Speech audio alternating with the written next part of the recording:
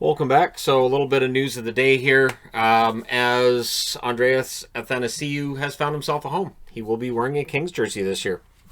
Yep. 1 year, $1.2 million last year, combined between Detroit and Edmonton. 55 games played, 11 goals, 15 assists, 26 points. So Athanasiou will join a Kings team that needs offense. Athanasiou has been an offensively minded player in the past. There are questions regarding his defensive acumen. I understand that. But I think it's a solid pickup for a Kings team that, yeah, they could have used another forward, and there you go. So the Kings loading up a little bit. We are expecting, haven't heard yet, that Brassard will sign with the Arizona Coyotes. This came out from Guillaume Latendresse. Broke this at first. He, of course, a former NHL player himself.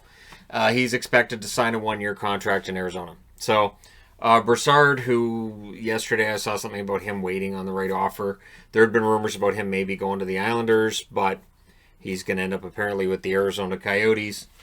And so we'll see how he does there. Now, for the Austrian player Wimmer, who was guilty of a head hit the other night in the World Juniors, he was given a 2-game suspension. So he's out of this game, probably for the best. Any Austrian player that's not playing right now has to be kind of looking at the game going, well, at the time I'm recording this, the game is close between Sweden and Austria if you look at the scoreboard. But if you look over at the shots, this is not a close game. It's not. And so I'm taking some notes, but not a ton, because I kind of feel bad for Austria's goalie. And this is it's an ugly game that begs the question of, so when we have these tournaments, does it help those nations to be in this? Does that experience help them? Or does getting absolutely slaughtered at the top grade level, does that hurt them? So that's a question to be asked. Garrett Sparks. So if you haven't heard that name for a while in a news video, right? He gets a professional tryout with the Calgary Flames. You have to think that Sparks would be maybe the number 3 option. So maybe since every team's carrying 3 goalies, maybe it'd be you have Riddick, you have Markstrom, and then does Sparks get that 3 spot, or does Sparks end up being the guy in the American League and Domingue gets that number 3 spot? So a little bit of goalie intrigue out of Calgary. We know who the starter and the backup are going to be, but who's going to be behind them? Because this year, every team carries 3 goaltenders.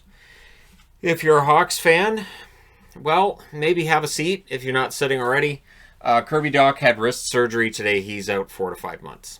So the hope that it might be a 4-week thing, one of those freak injuries, and it just happens. And yeah, he's out 4 to 5 months, so he may miss the entire season for Chicago, which is bad news for Chicago because Dach was being counted on having a big season. I thought he was going to have a big breakout season this year, and he's done. So 5 months would tell you that it'd be May before he'd come back. And of course, the season ends May 8th. So he could be out for the season or almost all of the season. So hopefully Dach comes back 100% healthy. They're saying it was successful wrist surgery, so prognosis of him being 100% are good, just not this season.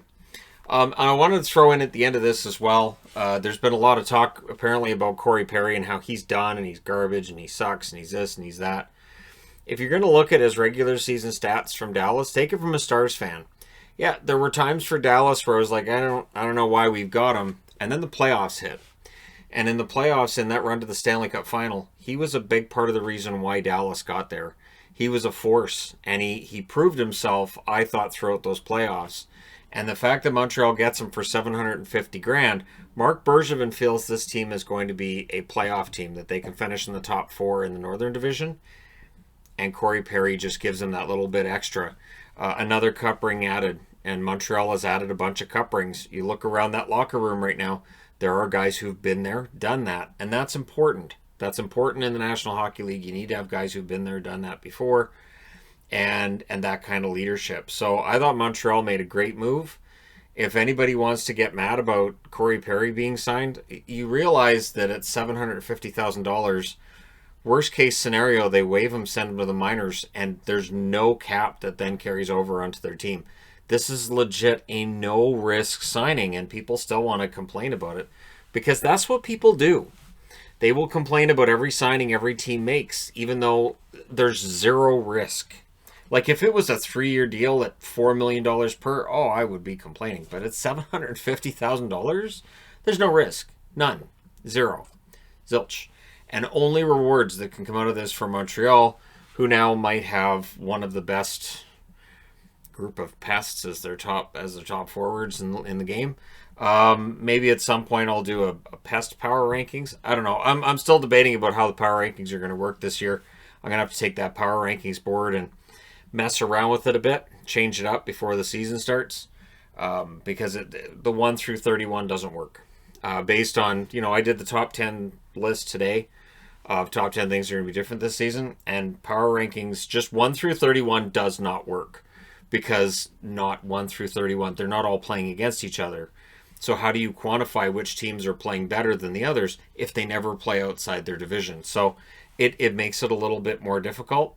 And so I'm going to have some fun with that this year. But hey, I will get back to watching the second period of Sweden against Austria. Maybe the game gets better. Maybe Austria shows a little bit more fight, since their goaltender clearly wants something good to happen. He kicked out 21 of 22 shots in that first period.